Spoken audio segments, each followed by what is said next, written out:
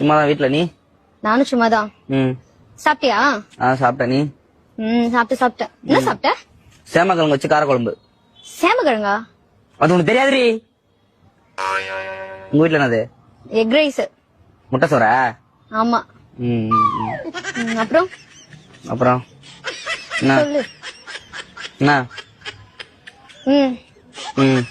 சொல்லு. சொல்லு. நீ சொல்லு. நீ சொல்லு. நீ சொல்லு. சாப்பிட்டியா?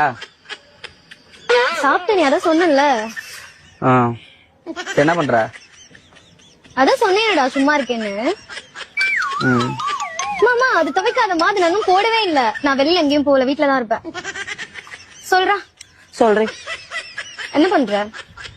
மொட்டை மாடிதான், அதான் சொன்னல. ஆமால. சரி சாப்பிட்டியா?